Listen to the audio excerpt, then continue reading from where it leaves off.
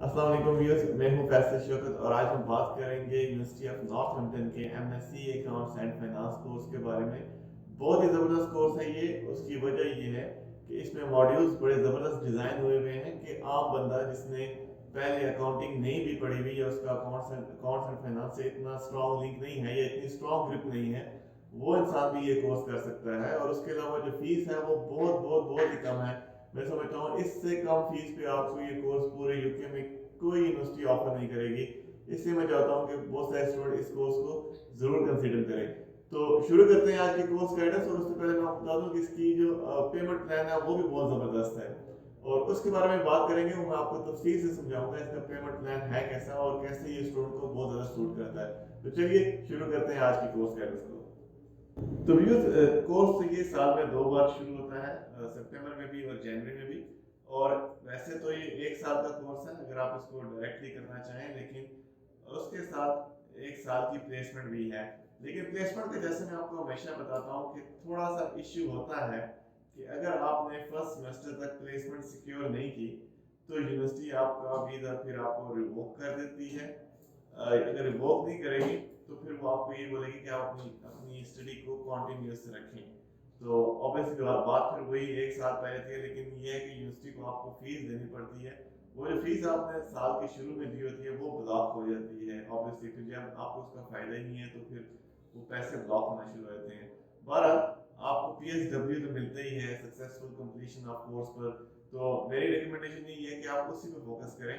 Placement वाला चक्कर क्योंकि आजकल कोविड की वजह से बहुत बहुत ही मुश्किल हो गया है। मेरा ख्याल है कि हज़ारों में कोई एक लकी स्टूडेंट होता होगा जिसको प्लेसमेंट मिल जाती होगी या वो सिक्योर कर लेता होगा विद इन द टाइम।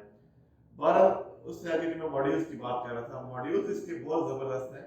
आप देख सकते हैं कि 20 क्रेडिट आवर के 6 हैं और एक डेजर्टेशन है। लेकिन इसमें कहीं पर भी वो जो फाइनेंशियल अकाउंटिंग जो हम पढ़ते हैं या उसके अलावा जो कॉस्ट अकाउंटिंग पढ़ते हैं वो इसमें नहीं है।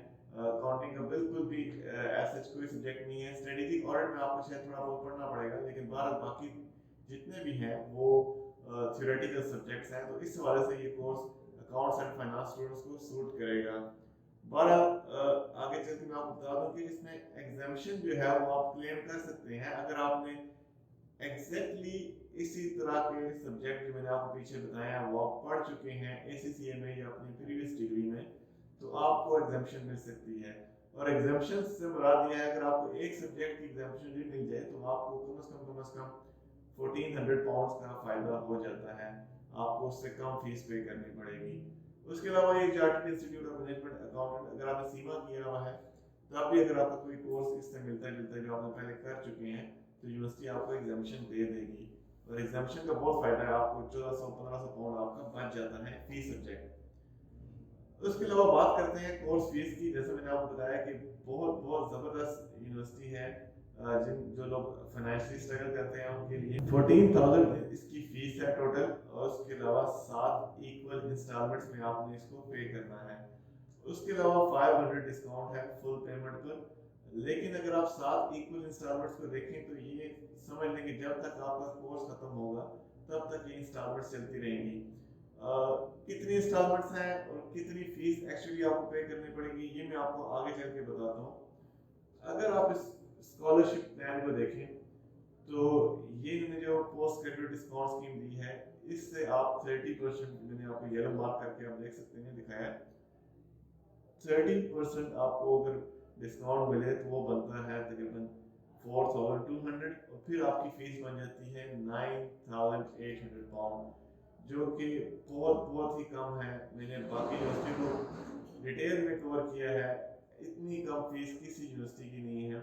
अगर है तो वो बहुत ही स्कॉटलैंड में होगी या बहुत ही out of the way areas में किसी फार ऑफ एरियाज में होंगी।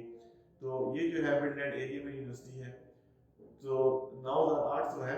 तो इसके अलावा फिर आपको 7 अगर आपको वीकली इंस्टॉलमेंट पे करनी पड़े तो वो बहुत ही आसान हो जाता है। अगर आप बात करें आगे इसकी जो इनका पेमेंट प्लान है उसको देखें तो ये 25% आपने एडवांस देनी है। जो आपकी फीस है ऑलमोस्ट बनती है वो 4 to 5,000। उसके बाद आपने फीस को 7 इंस्टॉलमेंट में पे करना है। अगर आप सितंबर में शुरू कर रहे हैं तो आपको इंस्टॉलमेंट देनी है और उसके बाद आपने जो आखिरी इंस्टॉलमेंट होगी वो 1 मई 2021 तक नहीं, जब तक आपका कोर्स खत्म होगा, क्योंकि जून में तो मोस्टली एग्जाम्स हो जाते हैं, कि मई में भी समटाइम हो जाते हैं, तो तब जाके आपकी इंस्टॉलमेंट खत्म होगी। तो इतना रिलैक्स यूनिवर्सिटी ने आपको रखा हुआ है इस मामले में। उसके अलावा जनवरी को देख लें कि आप जनवरी में एडमिशन लेंगे तो आप यूनिवर्सिटी पहुंचे हैं, आपका 2 मंथ का टाइम है, आप अपना नेशनल इंश्योरेंस नंबर बनवाएं, जॉब सर्च करें और फिर जाके आप अपनी इंस्टॉलमेंट्स पे करना शुरू करें। बहुत सारी यूनिवर्सिटी हैं, मैं अब उसमें नाम नहीं जाऊंगा, लेकिन बहुत सारी यूनिवर्सिटी आपको पता है कि जैसे ही आप यूके पहुंचते हैं आपसे गवर्नमेंट के नाम पे मजीद पैसे ले लेते हैं और उसके बाद बिल्कुल 2-3 महीने गुजरते हैं तो आपसे 25% या 50% आपसे फीस डिमांड करना शुरू कर देते हैं, और वो स्टूडेंट्स के लिए बहुत ही स्ट्रेसफुल मरहला होता है। तो जैसे मैं आपको बता चुका हूँ कि अगर आपने 3000 इंस्टॉलमेंट भी पे की है जो यूनिवर्सिटी ऑफर कर देती है बहुत सारे कंसल्टेंट के थ्रू, मैं आपको इनके ऑफिशियल रिप्रेजेंटेटिव को भी बताऊंगा, आप उनसे भी रब्ता कर सकते हैं। तो अगर आप 2500 या 3000 भी पे करें ना, तो आपको हर मंथ आपको 1000 पे करना होगा। और स्टूडेंट्स के लिए अगर वो थोड़ी सी मेहनत करें यूके जाके तो 1000 वो फीस अफोर्ड कर सकते हैं, एज कम्पेयर टू कि अगर आपको 2-3 महीने बाद ही 50% फीस यानी 5-6 हज़ार पाउंड आपको जमा करना पड़े। तो फिर मैं आपको बहुत जोर लगा के कह रहा हूँ, बहुत हाईली रिकमेंड कर रहा हूँ कि आप इस यूनिवर्सिटी के पेमेंट प्लान की वजह से इस यूनिवर्सिटी को जरूर कंसीडर करें। उसके आगे चलते हैं, एंट्री रिक्वायरमेंट्स की बात करते हैं। तो एंट्री रिक्वायरमेंट्स यूनिवर्सिटी ने पाकिस्तान के हवाले से तो नहीं बताई, लेकिन चूंकि फर्स्ट और सेकंड क्लास ऑनर्स डिग्री उन्होंने मांगी है, तो दैट मीन्स कि आप अगर आपके पाकिस्तानी 2.6 जीपी हैं प्रीवियस डिग्री में, बैचलर में 4 इयर्स की बैचलर में, तो अगर आपके अगर पर जहाँ परसेंटेज है तो आपके अगर 55% है तो आप इस यूनिवर्सिटी के लिए एलिजिबल हैं। 50 वाले को भी यूनिवर्सिटी कंसीडर करती है, लेकिन उसके साथ आपको फिर वर्क परमिट या अपनी मोटिवेशन स्ट्रॉन्ग है या आपने कोई इस तरह के कोर्सेज किए हुए हैं, शॉर्ट कोर्सेज, तो आप बता सकते हैं। आपके डॉक्यूमेंट्स को देख के यूनिवर्सिटी फिर असेस करेगी। 1255 पर होपफुली आपका एडमिशन कंफर्म हो जाएगा। उसके अलावा आईलेट्स की बात करें तो मिनिमम स्टैंडर्ड जो यूनिवर्सिटी ने सेट किया है वो 6.5 है। उसके अलावा मिनिमम 5.5 हो सकता है, लेकिन राइटिंग में 6.0 से कम नहीं होना चाहिए। बहुत सारे लोग राइटिंग में ही स्ट्रगल करते हैं, लेकिन यूनिवर्सिटी ने ये बार थोड़ी सी हाई रखी है कि आप राइटिंग में 6.0। इसके अलावा पियर्सन का टेस्ट भी लेती है यूनिवर्सिटी, और भी काफ़ी सारे टेस्ट हैं जो यूनिवर्सिटी लेती है, वो लिस्ट यूनिवर्सिटी ने अपनी वेबसाइट पर लगाई है। लेकिन आईलेट्स, क्योंकि मैं हमेशा बोलता हूँ कि हाईली रिकमेंडेड है, आपको हमेशा ट्राई आईलेट्स से शुरू करनी चाहिए। अगर आप अनफॉर्चुनेटली उसमें अनसक्सेसफुल रहते हैं तो फिर आप दूसरे ऑप्शंस को देखिएगा। उसके अलावा मैं रैंकिंग की बात करूँगा। रैंकिंग बड़ी मीडियोकर टाइप, बड़ी ही मीडियम रैंकिंग की यूनिवर्सिटी है ये, लेकिन बहरहाल पाकिस्तानी स्टूडेंट्स के लिए ये काफ़ी सूटेबल है। बिल्कुल ही ये बिलो द बेल्ट रैंकिंग नहीं है इसकी, बल्कि सिर्फ मीडियोकर टाइप रैंकिंग है। आप देख सकते हैं 151 200 2018 में इसकी रैंकिंग थी। इसके दरमियान आगे चल के बात करें तो मैं आपको चाहता हूँ कि आप इसके कैंपस को भी खूब स्टडी करें।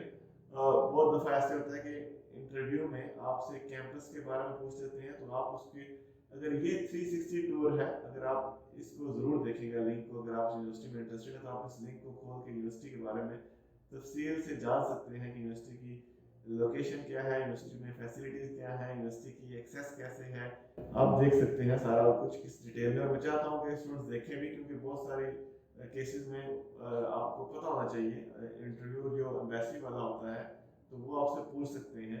उसके अलावा जब आप एम्बेसी का इंटरव्यू देने जाएं तो आप अपने मॉड्यूल्स को पढ़ कर जाएं, अपने एग्जामिनेशन ऑप्शंस को पढ़ के जाएं, पेमेंट प्लान को देख कर जाएं, एंट्री रिक्वायरमेंट्स को देख कर जाएं। तो चलिए आप चलते हैं एंडिंग नोट की तरफ। तो व्यूअर, जैसे मैं आपको बता रहा था कि इंटरव्यू में बहुत सारी बातें पूछी जाती हैं और स्टूडेंट्स उसको बॉदर ही नहीं करते, पढ़ना भी एक दफ़ा देखना भी। तो मैं चाहता हूँ कि स्टूडेंट्स जब भी इंटरव्यू के लिए जाएं, आप अपने अपने मॉड्यूल्स को ज़रूर देखें, अपने मॉड्यूल्स को स्टडी करें कि कितने मॉड्यूल्स हैं, कितने क्रेडिट आवर्स हैं, क्रेडिट आवर्स होते क्या है। बहुत सारे स्टूडेंट्स को ये पता ही नहीं होता। जब हम बेसिक इंटरव्यू करती है तो वो इवन के मास्टर्स लेवल के स्टूडेंट्स को भी नहीं पता होता कि क्रेडिट आवर्स क्या होते हैं। अगर आप चाहेंगे तो मैं उसको एक्सप्लेन कर दूंगा अपने नेक्स्ट वीडियो में क्रेडिट आवर्स के बारे में कि वो होते क्या हैं। उसके अलावा पेमेंट प्लान का आपको लाजमी पता होना चाहिए कि आप अगली फीस कब पे कर रहे हैं और मुकम्मल फीस आपने कब तक पे करनी है। उसके अलावा आइलेट्स की आपको पूरी मालूमात होनी चाहिए कि आपके कितने बैंड्स हैं और यूनिवर्सिटी ने कितने मांगे थे, और अगर कोई यूनिवर्सिटी ने आपके लिए स्पेशल कंसेशन किए तो वो भी आपको पता होना चाहिए और उसको आप जस्टिफाई करने की पोजीशन में होने चाहिए। उसके अलावा आपको कैंपस के बारे में कुछ नो हाउ, उसकी लोकेशन के बारे में आपको पता होना चाहिए। जो वीज़ा इंटरव्यू लेता है आपसे, वो आपसे ये एक्सपेक्ट नहीं करता कि आप बिल्कुल उसकी स्ट्रेटेजिक लोकेशन बताएंगे, लेकिन बहरहाल क्या फैसिलिटीज़ हैं, उसके अलमनाई क्या फील करते हैं, यूनिवर्सिटी का वाइस चांसलर कौन है, उसका रैंकिंग क्या है, ये एटलीस्ट आपको पता होना चाहिए अपना वीज़ा इंटरव्यू देने से पहले। तो ये थी आज की कंप्लीट कोर्स गाइडेंस। अगर आप चाहते हैं कि मैं किसी और यूनिवर्सिटी के किसी और कोर्स के बारे में बात करूं तो आप मुझे कमेंट्स में, मैसेजेस में, ईमेल में ज़रूर बताइएगा। इसके साथ ही मुझे दीजिए इजाज़त। अल्लाह हाफिज़।